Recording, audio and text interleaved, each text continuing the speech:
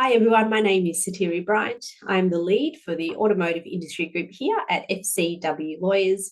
Today, my colleague Peter van Rompaey and I will be discussing 4 of the recommendations outlined in the report prepared by Dr Michael Schaper, who conducted an independent review of the franchising code late last year. In August last year, the Minister for Small Business issued terms of reference for a review of the franchising code. The review was informed by 95 written submissions, consultations with interested parties. They took the form of meetings and roundtable discussions. There were also 2 surveys. One was directed at franchisees and the other about the franchising disclosure register. So overall, the review found that generally the franchising code is fit for purpose and should be remade. However, some changes to the code were recommended by Dr Schaper. He also identified opportunities to improve the operating franchise environment. In total, 23 recommendations were made. In today's discussion, we will cover recommendations 4, 23, 8, and 9. So the first one that we'll discuss today is recommendation 4. Peter, over to you.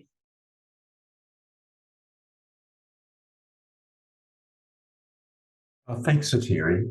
One of the generally welcomed and uncontroversial recommendations of the Schaper report is number 4, which recommends that the code be extended to explicitly capture service and repair work done by motor vehicle dealers. Look, I agree. It is uncontroversial, but I think the reasons are interesting. The AADA raised this in its submission. It was suggested that distributors were deliberately separating the services and repair agreements from the sales agreements in an attempt to limit obligations to the franchisee or the dealer, or actually avoid the code altogether. In the submission, it was said that the clear intention of the specific amendments made to the code in 2020 and 2021 for new vehicle franchises was to capture service and repair work. This is supported by sections of the code, specifically mentioning buybacks of special equipment and managing down the parts and service equipment inventory. If the intention was to exclude service and repairs from the code, then why mention them specifically in the code at all? Yeah, it was also raised in the Mercedes-Benz case, where it was argued that the service and repair agreements it had in place with dealers did not meet the definition of a franchise agreement. But as we know, Justice Beach did not agree with this and said that it would be unsustainable for a franchisor to put certain aspects of its relationship with a franchisee outside the realm of the code. He said that a purposive approach to interpreting the code was required. So arguably, this change to the code is not needed because it's been decided in case law. However, it's a positive step to have the inclusion of service and repair agreements expressly legislated. But what are the likely implications of this inclusion for dealers? Look, that's a good question, Peter, and I think it's too soon to tell. But a dealer and dealer councils should be considering what may happen and reviewing their agreements and probably doing some scenario planning. For example, will some dealers end up with 2 separate franchise agreements, one for sales and one for service and repairs? Or will distributors implement a hybrid model with, agency sales agreements and franchised service and repair agreements? For current arrangements where the service and repair agreements are not a franchise agreement under the code and they're separate from the sales agreements, will the code changes be retrospective? And if so, what aspects of these agreements, if any, will be void or invalidated? Also, what does this mean for disclosure statements that distributors and franchisors must issue under the code? Will they need to be updated? or will there be separate disclosure statements? Yes, Sotheary, and the same for agreements when they come up for renewal. Dealers should be thinking about variations that may be required to their agreements. What happens post-termination is also going to be important. If a distributor ends the sales agreement early, will the service and repair agreement be aligned and terminated at the same time? Or will dealers have the option to continue providing service and repair work? Secondly, what is the impact on the dealer rights to continue offering services as an independent service centre for its customers? Whilst it's clear that a dealer can no longer hold itself out as an authorised representative of the franchise, a dealer can still carry out service work. Lastly, it is important to be clear about what rights the distributor has to contact customers of the dealership after the end of the dealer agreement. You remember Honda Australia was fined $6 million for telling customers of 3 terminated Honda dealers that each dealer had closed and would no longer service Honda cars. This was considered to be misleading or deceptive conduct in contravention of the Australian consumer law.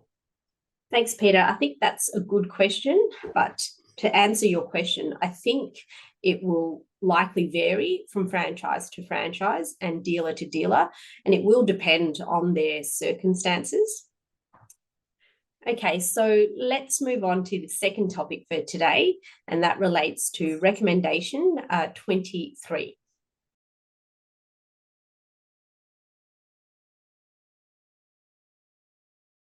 So, recommendation 23. What are the implications of a future licensing regime in the motor vehicle industry? So while Dr Schaper found that the code was generally fit for purpose, he did recommend that the merits and feasibility of a shift to a licensing regime to govern the relationship between franchisors and franchisees be examined before the next review of the code. He said that representatives of franchisees, franchisors, as well as government agencies, including the ACCC, should play a key role in this process. Oh, yes, Sotheary. This was raised in submissions to the code review about the franchise disclosure register, primarily about its failings. There does not appear to be any enforcement or follow through by Treasury when franchisors do not comply with the franchise disclosure requirements, leading to an uneven playing field. Although some submissions suggest that most franchisees don't even know about the franchise disclosure register. The ACCC suggested that the franchise disclosure register could be leveraged to prevent non-compliant franchisors from entering into new franchise agreements, so that it would in effect be a de facto licensing regime. Well, thanks, Peter. As we know, the ACCC is the regulatory body responsible for the code, and it has various rights to, say, conduct compliance checks, seek enforceable undertakings, initiate court proceedings, seeking civil penalties and compensation for individuals, but it has only taken 15 public enforcement actions involving franchise arrangements since the year 2015. It is acknowledged by the ACCC that this is a drop in the ocean compared with the number of complaints it receives each year about franchising, but it's not resourced sufficiently to investigate this volume of issues. And instead, the ACCC focuses on serious and systemic breaches of the code. So, Peter, back to licensing. Do we know what form of licensing regime for franchises, what it would look like? Yeah, Sotheary, the model that Dr Schaper suggested is the outsourcing of the licensing scheme to an Australian, AFCA, the Australian Financial Complaints Authority, a body similar to that. And this would be independent of the ACCC. It would be run by representatives of franchisors and franchisees, in which franchisors would pay fees. Franchisors would have to be members of the new body to operate as a franchise system in Australia. So then, Sotheary, what would this mean for motor vehicle dealers? I think it has the potential to be very positive for dealers. Why? Because it may have the effect of cleansing the industry of franchisors who have less than ideal practices. And if I may say, in an ideal franchising world, correct some of the power imbalances that currently exist between car distributors and dealers. It would also mean that there would be prudential requirements imposed on distributors before they could start operating a franchise, as well as continuing to meet those requirements as a condition of retaining their franchise license. I suppose the flip side is that there would likely be a difficult period of adjustment and additional compliance costs. This may result in some distributors questioning or reconsidering their presence in the Australian market. Of course, at the moment, to draw a parallel, there is much talk about the NVES. It's the unintended consequences or its impact, and in particular, the financial burden on car distributors in continuing to operate in Australia from January 2025. Sotheary, yeah, this would likely shake up the sector. The other potential benefit for dealers is that the new body would have dispute resolution powers, would be able to sanction breaches of the code more quickly and in a more customised way. The ACCC would get involved in prosecuting serious breaches. So, Sotheary, what markets are already licensed in Australia, just as a point of reference or comparison? Look, that's a good question, Peter. At the moment, the communications and media sector, they're regulated by ACMA, which stands for the Australian Communications and Media Authority. It covers activities and trading activities in the internet, phones, TV, radio spectrum, and communications equipment compliance. It issues licensing for broadcasting, investigates complaints, and similar to the ACCC, can impose additional, conditions. It can suspend or cancel a license if there are serious breaches of the laws. The financial services industry is another one where licenses are required to continue operating. And with this licensing, in reality, it's a long way off if it does eventuate. But still, dealers and dealer councils should definitely be considering it, conferring with their representative bodies, AADA, MTAA, and deciding if it is an issue upon which they want to lobby the government. Thanks, Peter. I agree with that. So let's move on to what will be the final part of the discussion today, and that concerns recommendations made about Clause 46A and 46B of the Code, and those clauses are contained in Part 5 of the Code, which only applies to new vehicle dealers. Okay, so Peter, what do clauses 46A and 46B mean, and how can dealers use these clauses to their advantage? Dr Schaper made these recommendations, 46A in relation to new vehicle dealership compensation and 46B in relation to the reasonable opportunity for return on investment. They are important for dealers, and we should really break them down in more detail. I think that's a good point, Peter. So as we know, Clause 46A and 46B were introduced into the Franchising Code back in 2021, and they currently apply only to, as you mentioned, new motor vehicle dealerships. So let's look at 46A first. Under 46A, franchisors are prevented from entering into a franchise agreement unless that dealer agreement provides for compensation for the dealer if during the term of the dealer agreement, the franchisor withdraws from the Australian market, or it rationalises its network in Australia, or it changes its distribution model in Australia.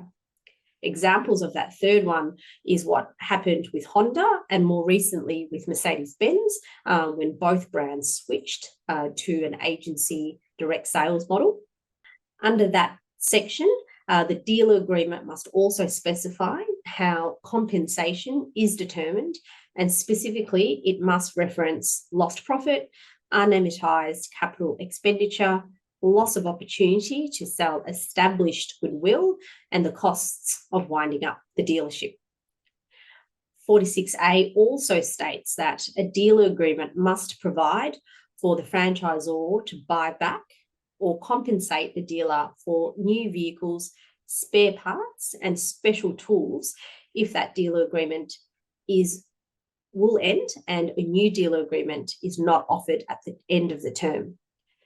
In addition, if the dealer agreement is terminated mid-term for the same reasons I mentioned earlier, then there must also be clauses in a dealer agreement dealing with the winding up of the dealership agreement. Lastly, Dr Schaper also recommended that clause 46A be extended to all franchise agreements, not just new car dealer agreements, which is obviously very, very good news for truck, motorbikes, and other heavy motor vehicle and agricultural and industrial machinery dealers. Yeah, that really is good news, isn't it? And other problems that dealers have reported are about the fact that the impact of 46A is limited because the compensation provision only applies to early termination of the dealer agreement in the circumstances that we just mentioned. It doesn't apply to non-renewal of dealer agreements. And there's no joy from Dr Schaper's report about this. He said that because of strong sales and record gross profit on new car sales in recent years, 46A has not been tested, and he didn't recommend any further changes. While the dealer agreements that were not renewed in the Mercedes-Benz case predated the introduction of 46A, AADA, amongst others, argued that it would not have protected the Mercedes-Benz dealers anyway, because this case was not about early termination, it was about the issuing of non-renewal notices. And it was argued that this was a deliberate strategy by Mercedes-Benz. Thanks, Peter. Well, the MTAA, in its submission to the review, stated that the code doesn't stipulate how compensation should be calculated, only that the dealer agreement references the distributor's proposal for compensation. There is actually no positive obligation in the code for car distributors to pay compensation at all. In relation to goodwill, well, it's disappointing, but very clear following the Mercedes-Benz decision that there is no legal goodwill at the end of a dealer agreement. And all a distributor must do is comply with 46A, is to state in the dealer agreement that it will compensate the dealer for any identifiable goodwill, which, as demonstrated by Justice Beach, in the case of non-renewal will actually be zero. But of course, the Mercedes-Benz decision is in the process of being appealed, so this position on goodwill may change. Lastly, it's worth noting that we have seen vastly different interpretations of 46A documented in dealer agreements. Dealers should argue for a clear process in their dealer agreement, which sets out how compensation for lost profit, unamortized capex, and winding up costs will be calculated. So turning to clause 46B of the code, Peter, franchisors must not enter into a dealer agreement unless it provides the dealer with a reasonable opportunity to make a return during the term of that dealer agreement on any investment required as part of entering into or under that dealer agreement. which is so important, Sotheary. With 46B, Dr Schaper has recommended that the obligation be extended to all franchise agreement. Again, that good news for truck, motorbike and ag equipment dealers. Interestingly, some submissions to the review likened franchising to a form of capital raising, and that franchisees should be treated like shareholders or investors, and therefore the franchise agreement should provide an opportunity, primarily through a sufficient term, for them to be able to obtain a return on investment. Dr Schaper also noted that the franchisees often, incorrectly, factor in goodwill they believe they will be entitled to when calculating their return on investment. The MTAA argued that the effectiveness of 46B is limited by two things: the rights of the franchisor to terminate without notice under clause 28, and secondly, common clauses in dealer agreements that require dealers to agree that the term offered provides a reasonable opportunity to recoup their investment. Look, on that last point, Peter, Dr Schaper did make a drafting suggestion about clause 46B in order to prevent the inclusion of these types of clauses in dealer agreements. He said that they undermine the policy intent of clause 46B, and meaning that dealer agreements should not be used to release distributors from their legal liabilities. So while that amendment, I think, would be welcome, what I think is the key issue for dealers is making sure that they can, in fact, obtain a return on investment and making sure that term is reasonable. And I think what they should be pushing for and asking their dealer councils to support them with, as well as industry associations, is for that a reasonable term to recoup investment.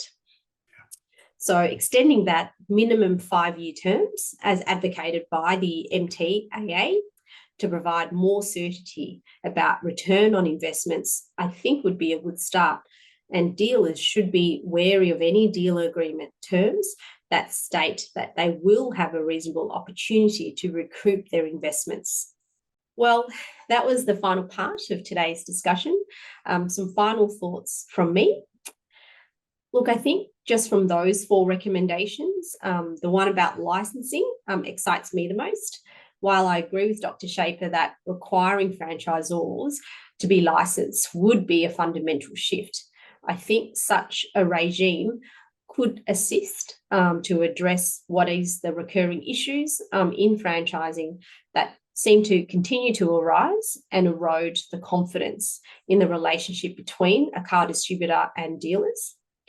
So we'll be continuing this discussion about the findings from the review of the franchising code. I'll be sharing insights on a few more recommendations that were made by Dr Schaper. That discussion will be with another colleague, Michelle Harrick, who, like Peter, knows franchising and the auto industry very, very well. So thank you for joining us today, and I hope you'll join us for next time. Bye for now.